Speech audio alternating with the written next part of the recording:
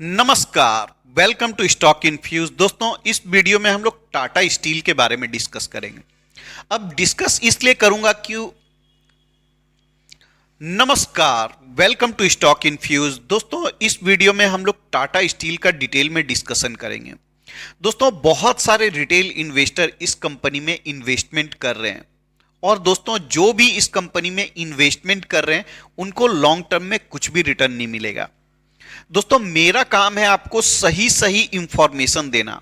ऐसा मैं बोल सकता हूं ये भी कंपनी इन्वेस्टमेंट के लिए अच्छी है, वो भी अच्छी है, सारी अच्छी है।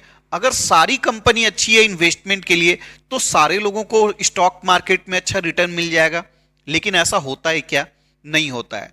दोस्तों, स्टॉक मार्केट से बहुत कम लोग होते हैं जो रिटर्न कमा पाते हैं। प्रतिशत में मैं बोल रहा हूं बहुत कम है, नंबर्स में बहुत ज्यादा हैं। लेकिन हर कोई स्टॉक मार्केट से रिटर्न नहीं कमा पाता है। उसका रीजन है सही स्टॉक सेलेक्ट नहीं कर पाते हैं। अब दोस्तों, टाटा स्टील का नंबर देखेंगे तो आपको मार्केट कैप 1,50,000 करोड़ के आसपास है। करेंट मार्केट प्राइस 120 रुपीज है। उसके बाद प्राइस टू अर्निंग रेशियो देखिए मात्र 5 का। डिविडेंड यील्ड देखिए 4.25 का। रिटर्न ऑन कैपिटल इंप्लॉयड देखिए 31 का। रिटर्न ऑन इक्विटी 42.6 का। दोनों ही शानदार नजर आता है। अगर कंपनी के डेट को देखें 87,000 करोड़ का डेट है, उसके कंपैरिजन में कैश रिजर्व ज्यादा है। पैग रेशियो देखिए, उसके हिसाब से भी कंपनी सस्ती है। अब ये कंपनी रिटेल इन्वेस्टर की फेवरेट कंपनी क्यों बनी हुई है? उसका रीजन है करेंट मार्केट प्राइस बहुत ही कम है, मतलब स्टॉक का प्राइस कम है।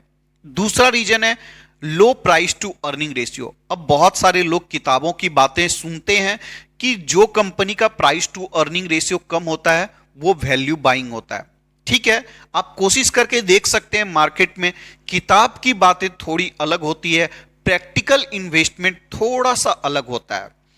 तीसरा रीजन है डिविडेंड यील्ड। अब देखिए दोस्तों, डिविडेंड भी जबरदस्त है, प्राइस भी कम है, प्राइस टू अर्निंग रेशियो भी कम है।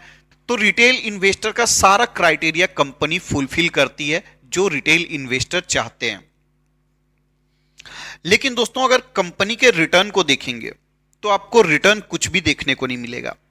कंपाउंड सेल्स ग्रोथ देखिए 10 साल का 6% है, 5 साल में अच्छा नजर आता है, 3 साल का भी अच्छा है और ट्रेलिंग 12 मंथ का भी अच्छा है।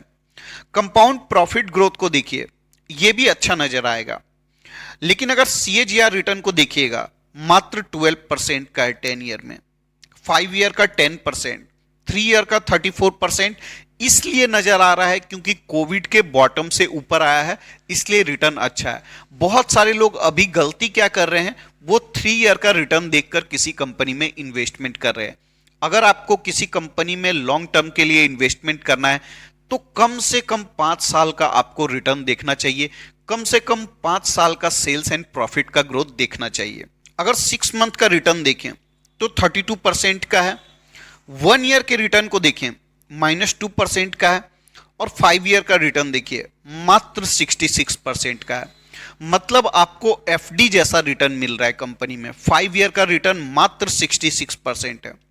अगर मैक्स के चार्ट को देखिएगा, जब से कंपनी की लिस्टिंग हुई है तो आप देख सकते हैं 1999 से लिस्ट है और तब से अगर कंपनी का रिटर्न देखेंगे तो 1600% का है।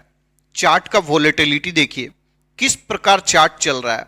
स्टॉक ऊपर जाता है, नीचे आता है, ऊपर जाता है, नीचे आता है, ऊपर जाता है, नीचे आता है और बहुत ज्यादा वोलेटाइल है चार्ट। इतने ज्यादा वोलेटिलिटी में आप स्टॉक को होल्ड ही नहीं कर पाएंगे।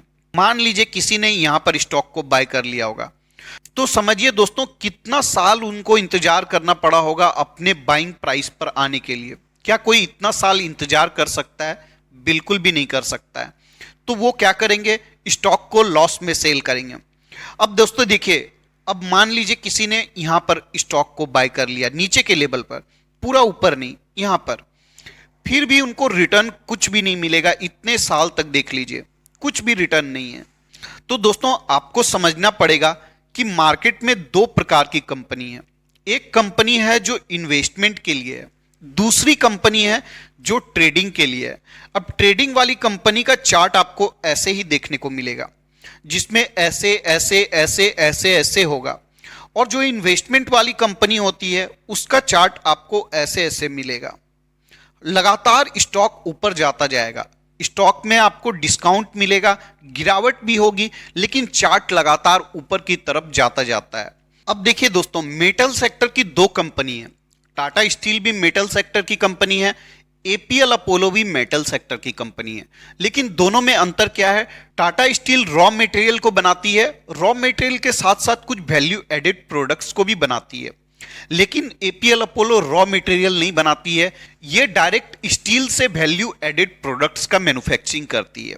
अब दोस्तों रिटर्न को देखिए, 5 साल का रिटर्न देखिए, 345% का रिटर्न एपीएल अपोलो का है, टाटा स्टील का मात्र 63% का है।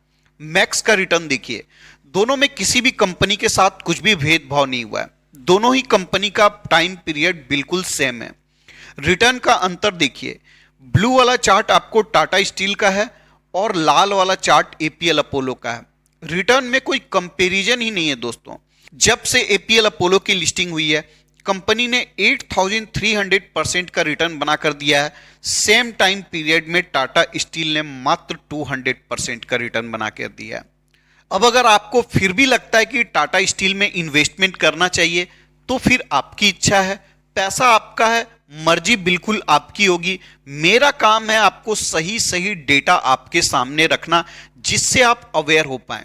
अगर आप अवेयर होकर इस कंपनी में इन्वेस्टमेंट कर रहे हैं, बहुत अच्छी बात है। अब दोस्तों, टाटा स्टील जैसे स्टॉक को टीवी पर बहुत ज्यादा डिस्कस किया जाता है। रीजन है दोस्तों, ये स्टॉक ट्रेडिंग के लिए। वो जब भी आपको खरीदारी का राय देते हैं तो स्टॉप लॉस के साथ बताते हैं। दोस्तों, ट्रेडिंग में ही स्टॉप लॉस का इस्तेमाल किया जाता है। अगर आप लॉन्ग टर्म इन्वेस्टर हैं, फिर तो स्टॉप लॉस का कोई मतलब ही नहीं है।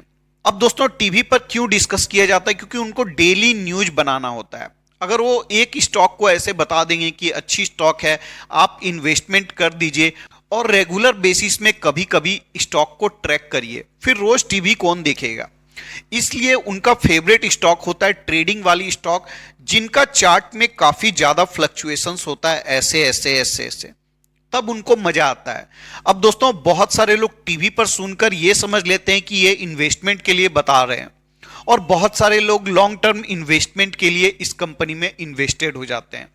दोस्तों, ऐसा बिल्कुल मत करिए, आपको कुछ भी रिटर्न नहीं मिलेगा। मैंने आपके सामने डेटा रख दिया, अगर लास्ट 25 ईयर का भी डेटा देखेंगे तो आपको ऑलमोस्ट एफडी के बराबर रिटर्न मिलता है इस कंपनी में, और वोलेटिलिटी बहुत ज्यादा हाई होती है। फिर ऐसा रिटर्न का क्या मतलब दोस्तों? रिस्क आप बहुत ज्यादा ले रहे हैं और रिटर्न आपको बहुत कम मिल रहा है।